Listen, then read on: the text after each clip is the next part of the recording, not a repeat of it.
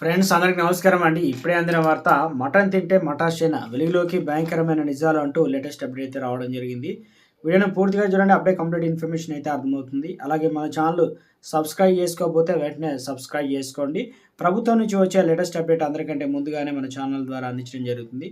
అదేవిధంగా చూస్తున్నారు కానీ లైక్ చేయడం మర్చిపోతున్నారండి. మీరు లైక్ చేయడం వల్ల సమాచారం మరింత మందికి చేరుతుంది. ఇక లేట్ చేయకుండా వీళ్ళకైతే వెళ్ళిపోదామండి మనం. భారతదేశంలో ఎక్కువ శాతం మంది మాంసాహారం తినేందుకు ఇష్టపడతారు. ఆదివారం వచ్చిందంటే మాంసాహారం షాపుల దగ్గర క్యూలు కనిపిస్తూ ఉంటాయి. మటన్ తినే వారికి వైద్యులు కొన్ని హెచ్చరికలు చేస్తున్నారు. కిలో మటన్ 243 మిల్లీగ్రాముల యాంటీబయాటిక్స్ ఉంటాయని పరిశోధన తేలింది. అలాగే పంది మాంసంలో 173 మిల్లీగ్రాముల, ఆవు మాంసంలో 60 మిల్లీగ్రాముల, కోడి మాంసంలో 35 మిల్లీగ్రాముల యాంటీబయాటిక్ ఆనవాళ్లు కనుగొన్నారు. ఇలా యాంటీబయాటిక్ ఉన్నటువంటి మాంసాహారం తింటే ఆరోగ్యంపై చెడు ప్రభావం పడుతుందని వైద్యులు అయితే హెచ్చరిస్తున్నారు. బెంగాల్లోని విశ్వవిద్యాలయం జరిపిన పరిశోధనలో మాంసం ఉత్పత్తిలో యాంటీబయాటిక్ ఉన్నట్లు గుర్తించారు. జంతువులకు యాంటీబయాటిక్స్ ఇవ్వడం వల్ల వాటి మాంసాన్ని తినే మానవులకు కూడా తీవ్ర ప్రభావం ఉంటుందని గుర్తించారు. 14 రోజుల తర్వాత వరకు ఈ మాంసాన్ని తినకూడదని చెప్తున్నారు. చికెన్లో సిప్రోఫ్లాక్సిస్, అదేవిధంగా ఎంట్రోఫ్లాక్సిస్, డాక్సిసైక్లోన్, స్టెఫ్లోమైసిస్ యాంటీబయాటిక్స్ అవశేషాలు అయితే చూశాయని పరిశోధకులు వెల్లడించారు. మనుషులకు వ్యాధులు.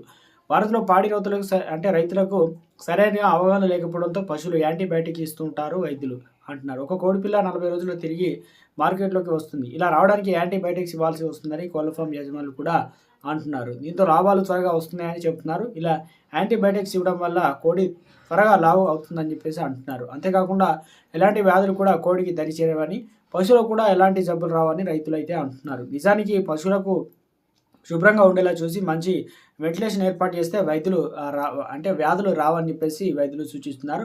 ఇలా యాంటీబయాటిక్స్ వేయడం వల్ల అవి తిన్న మనుషులకు వ్యాధులు వస్తున్నాయని చెప్పేసి అంటున్నారు. ఆక్సిటోసిన్ వల్ల అనేక వ్యాధులు. ఓ అధ్యయనం ప్రకారం ప్రపంచవ్యాప్తంగా ఉన్న యాంటీబయాటిక్స్లో దాదాపు 70% పైగా పశువులకు కోసమే వాడుతున్నారు. పాల ఉత్పత్తులు పెంచేందుకు కూడా ఆక్సిటోసిన్ వంటి ఆవులను కూడా ఇస్తుంటారు. ఇవి తాగే పిల్లలు 10 సంవత్సరాల లోపే రజస్వల అవుతున్నారని, అంతేకాకుండా కోళ్ళు, గొర్రెలకు కూడా ఆక్సిటోసిన్ ఇవ్వడం వల్ల ప్రజల అనేక వ్యాధులు బారిపడుతున్నారండి. మాంసంలో యాంటీబయాటిక్స్ వల్ల వాటిని తిన్న మానవులకు కూడా ప్రమాదం పొంచి ఉంది. జీర్ణ సమస్యలు కూడా, పలు రకాల క్యాన్సర్లు, నరాలకు సంబంధించిన వ్యాధులతో చర్మ వ్యాధులు వస్తాయి. అంతేకాకుండా గర్భంలో పిండంపై కూడా ప్రభావం అయితే పడుతుందని, పిల్లల్లో దంతాలపైన మరకలు ఏర్పడతాయని చెప్పేసి వైద్యులు అయితే చెబుతూ ఉన్నారు.